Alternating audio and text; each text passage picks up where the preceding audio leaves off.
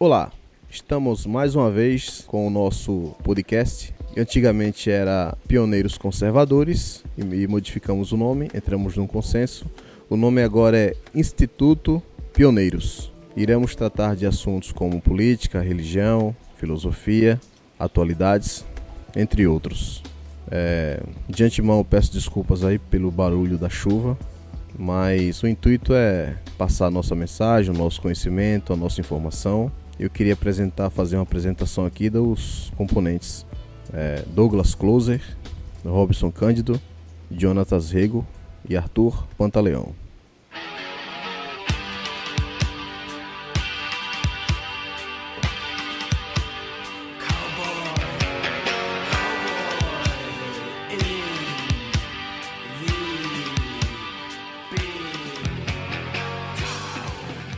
Iremos começar pela ordem alfabética, com o nosso estudante de filosofia, de ciências políticas, uma pessoa extremamente culta, inteligente, aluno do professor Olavo de Carvalho. Ele, o homem que não tem medo de usar a autoridade de Deus, Arthur Pantaleão.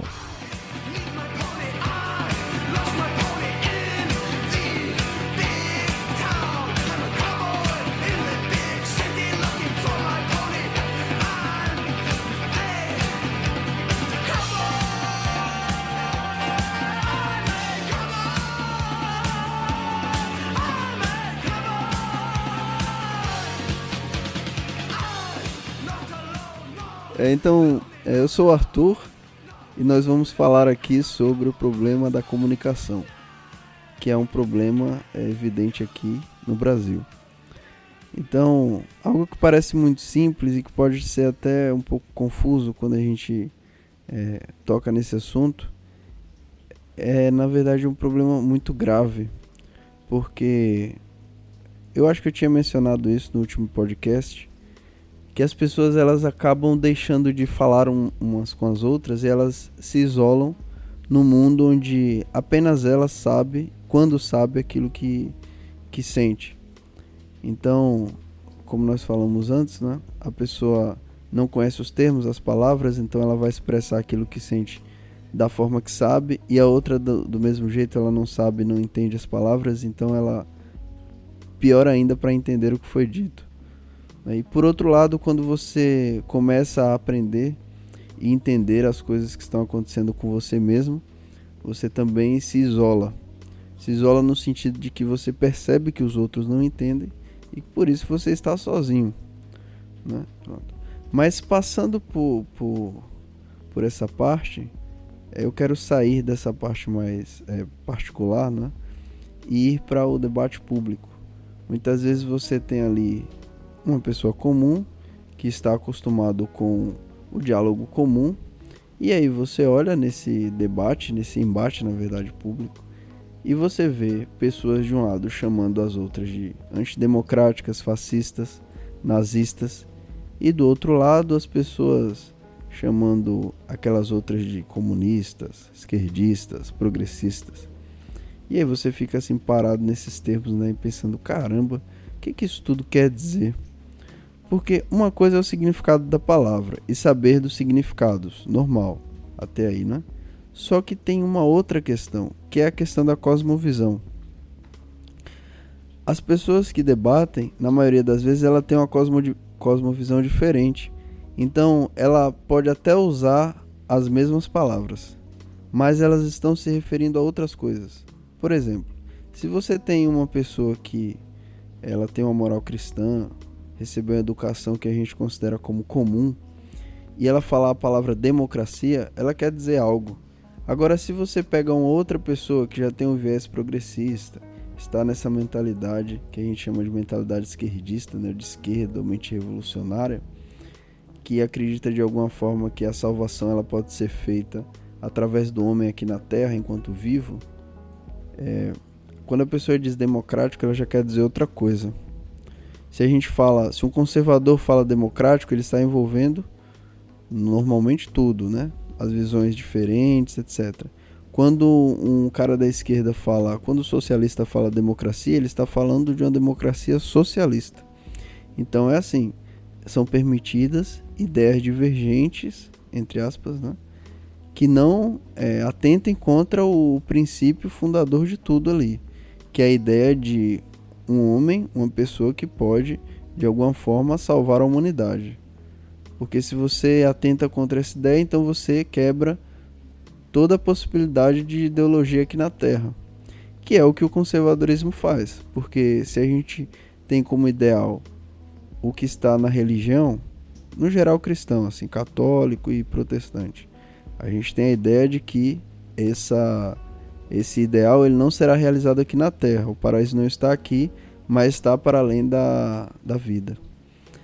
E aí, se a gente tem essa ideia, essa crença, como que a gente pode conviver no mesmo ambiente? Quer dizer, para um socialista, como que pode ser possível a realização de uma utopia? Se o cara pensa que aqui não existe possibilidade de acabar com injustiças, ou que todo mundo seja da mesma classe, esse tipo de utopia, de ideia.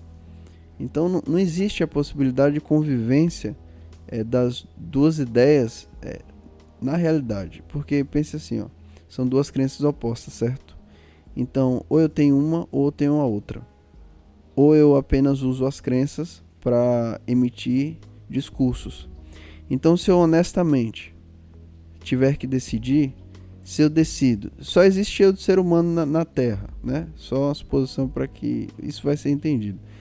Eu vou decidir entre uma ideia ou outra. Se eu decido que não existe paraíso na Terra, eu condeno a outra ideia de que existe paraíso na Terra à morte, certo? Pronto, isso no meu universo.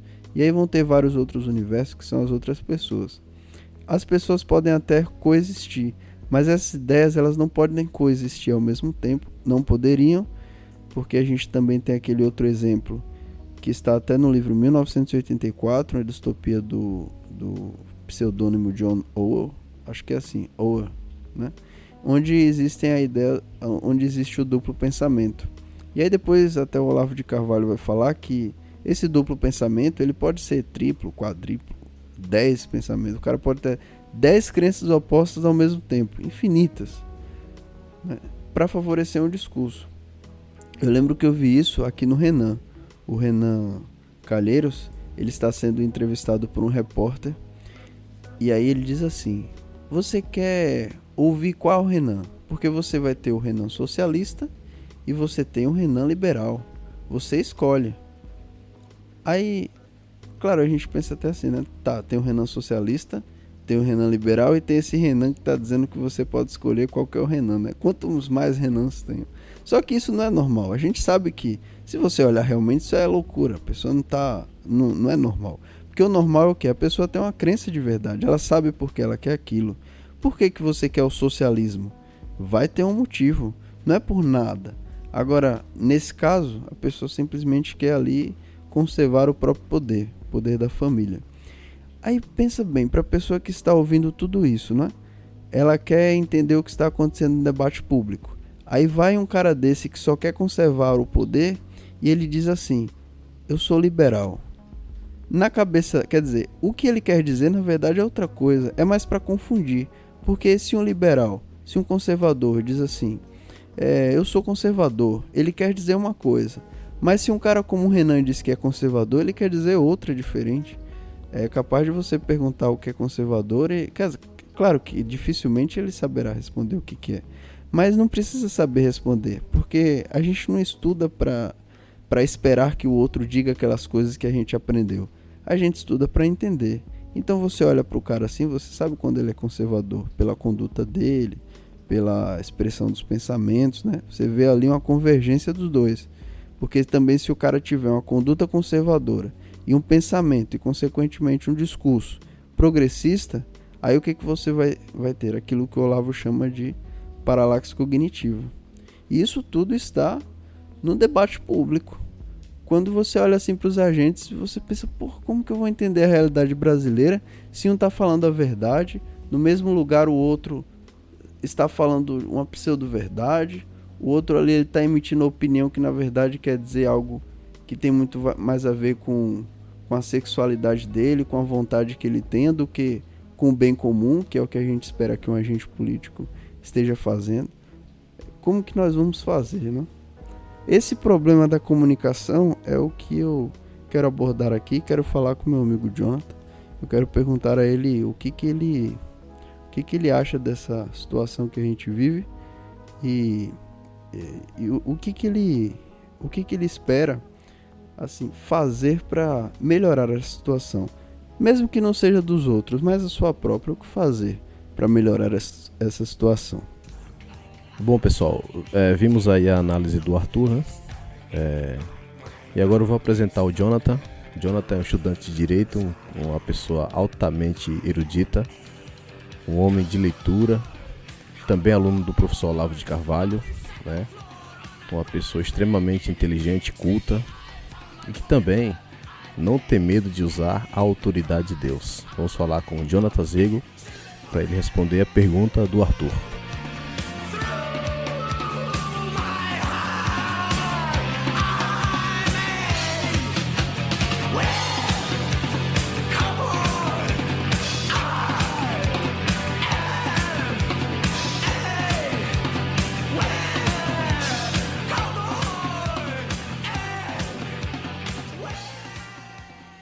Bom, pessoal, como o Arthur já apresentou aí, o Robson, eu vou trazer mais essa questão mais pro aspecto jurídico, né? Que é a minha área de estudo e também filosofia e do cotidiano, né, em si.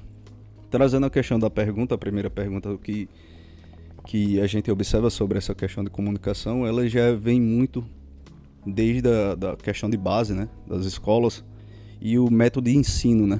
Quando a gente percebe os tipos de matérias que a gente estuda, é basicamente o básico do conceito de cada matéria. Por exemplo, quando a gente fala filosofia a gente estuda e a gente aprende, né? A gente conversávamos um pouco antes, né, da gravação, que na escola fala que filosofia é a arte do questionamento. De certa forma não deixa de ser. Mas o conceito real de filosofia é a busca pela verdade.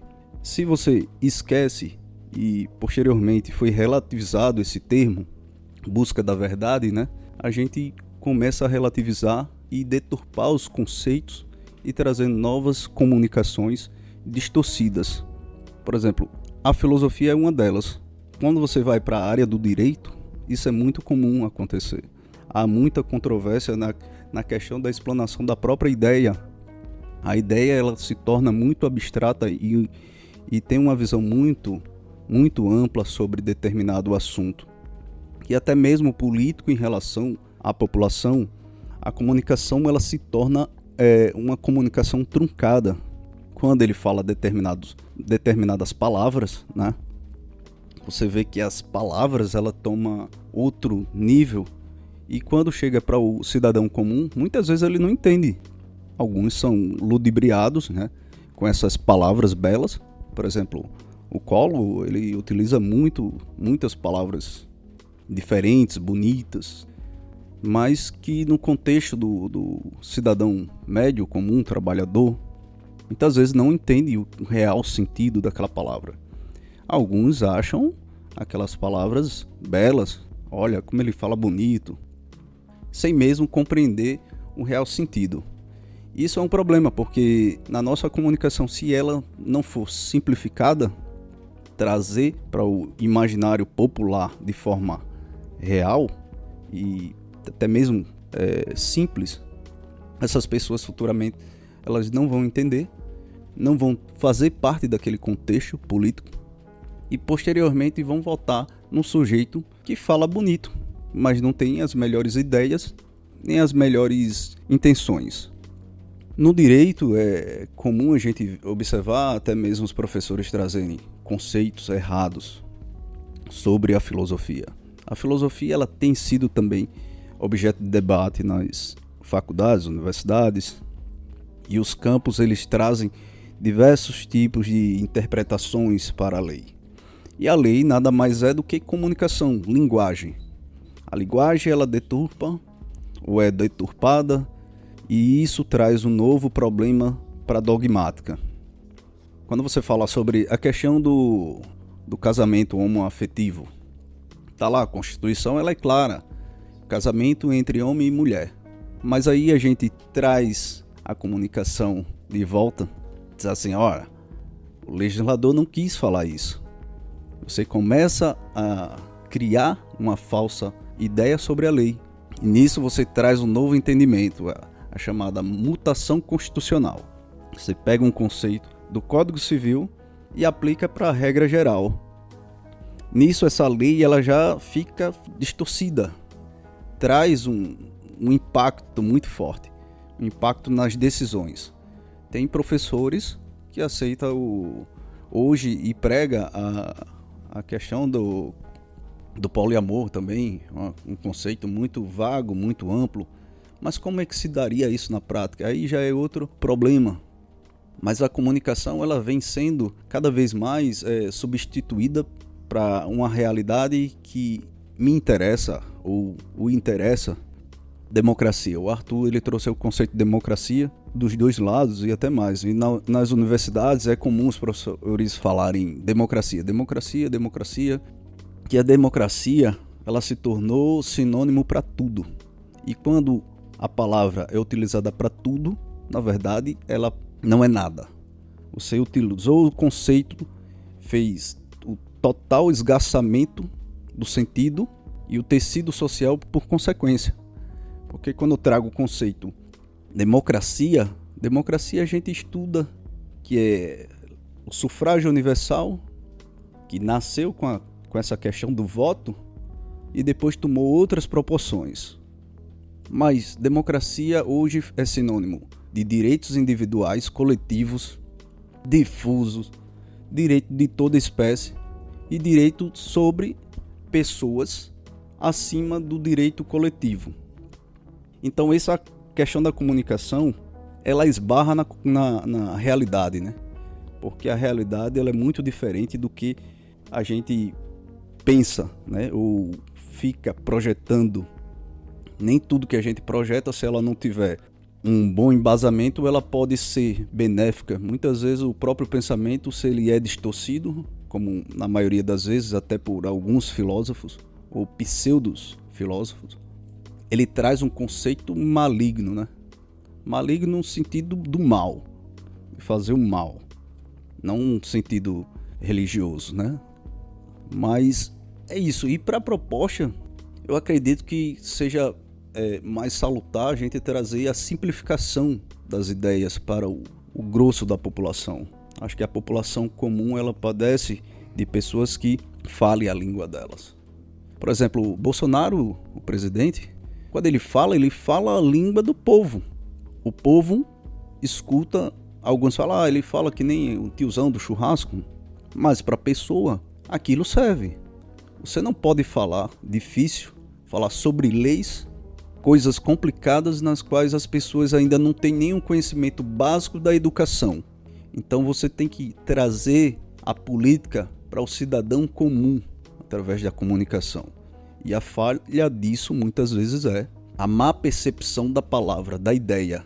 Eu vou conceituar muitas ideias, muitas palavras e significados amplos para introduzir na cabeça ou querer passar para a grande massa. Mas esse é um conceito totalmente equivocado. A gente tem que trazer ideias mais acessíveis. A comunicação se dá através do senso comum. Depois a gente chega em um grau mais elevado de estudo aplicado sobre determinadas matérias, mas até então a gente não pode pular as etapas. E é nisso que a gente tem que investir tempo e dedicação para que a gente possa atingir a finalidade e o objetivo. É dessa forma.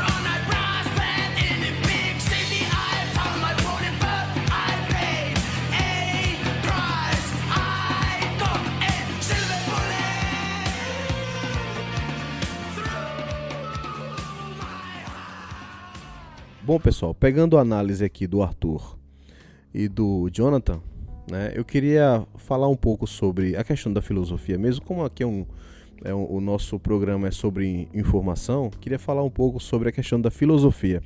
O significado da filosofia, a filosofia é uma palavra grega que significa amor pela sabedoria, experimentado apenas pelo ser humano consciente de sua própria ignorância, segundo autores clássicos, o sentido original do termo, atribuído ao filósofo grego Pitágoras. No platonismo, investigação da dimensão essencial e ontológica do mundo real, ultrapassando a opinião irrefletida do senso comum, que se mantém cativa da realidade empírica e das aparências sensíveis. Daí a filosofia consiste no estudo de problemas fundamentais relacionados ao conhecimento, à lógica, à existência, à verdade, aos valores morais e estéticos, à mente e à linguagem. O filósofo é um indivíduo que busca o conhecimento movido pela curiosidade, pelo questionamento do mundo e sobre os fundamentos da realidade. Então, você pode fazer uma pergunta, o que tem a ver a filosofia com a política?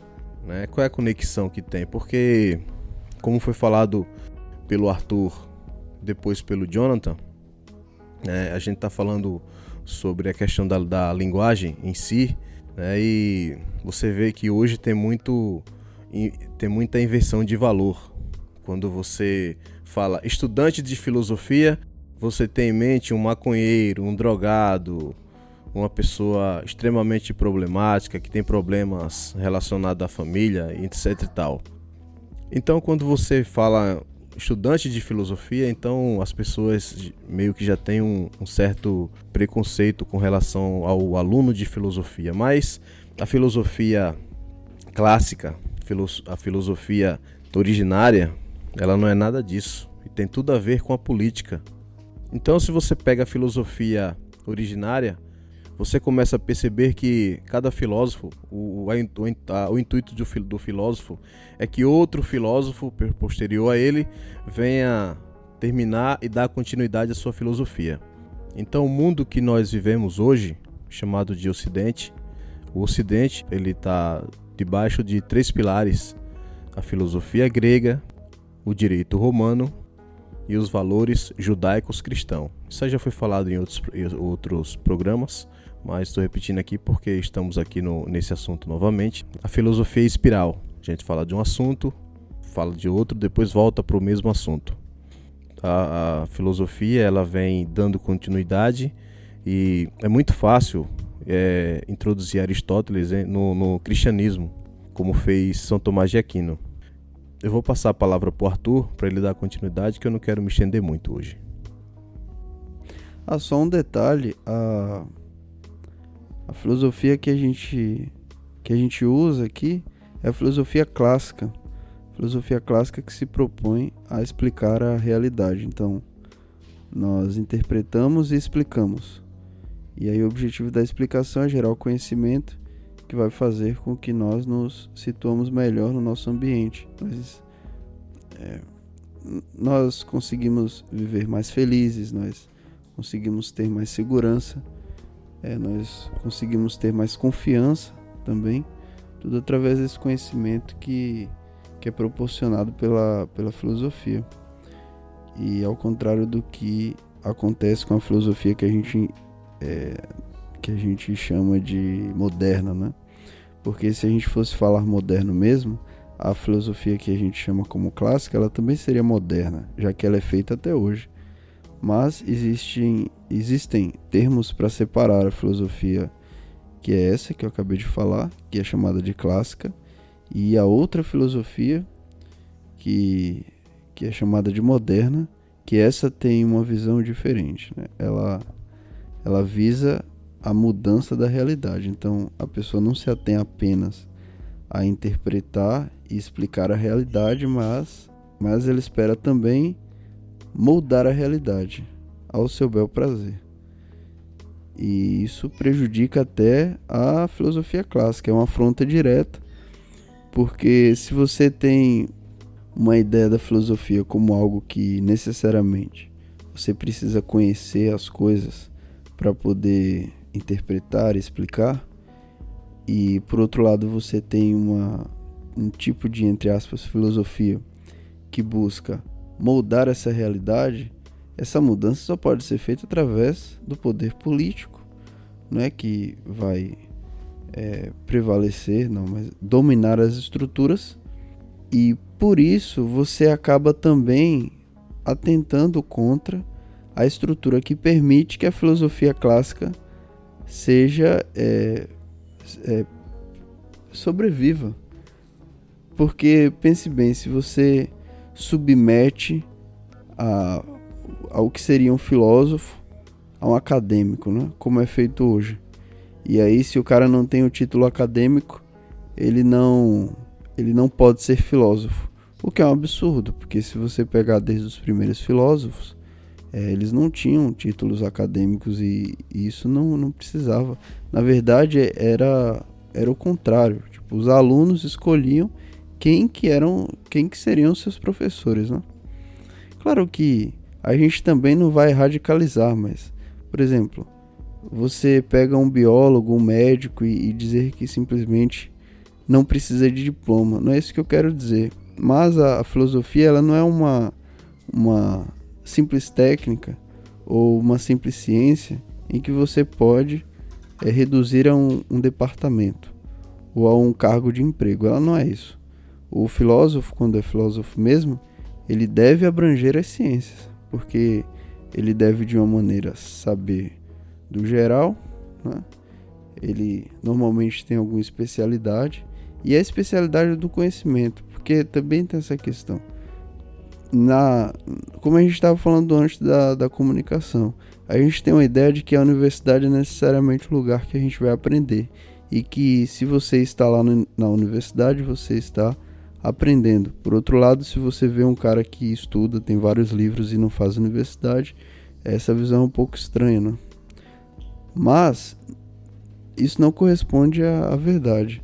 A faculdade hoje se tornou um meio de adquirir emprego, e aí você é aceito, né, com mais facilidade.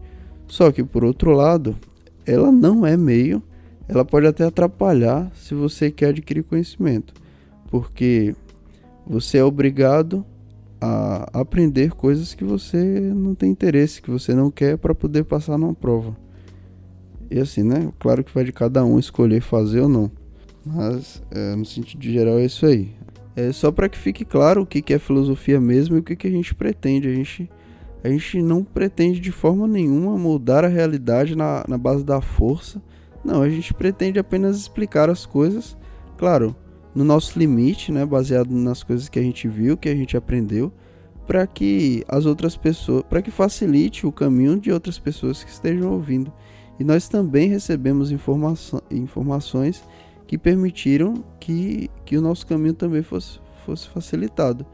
E nós estamos aqui, inclusive, por isso, né? De alguma forma, nós entendemos que precisamos fazer esse tipo de trabalho. Então é isso, pessoal. Obrigado por ouvir até aqui e fiquem todos com Deus.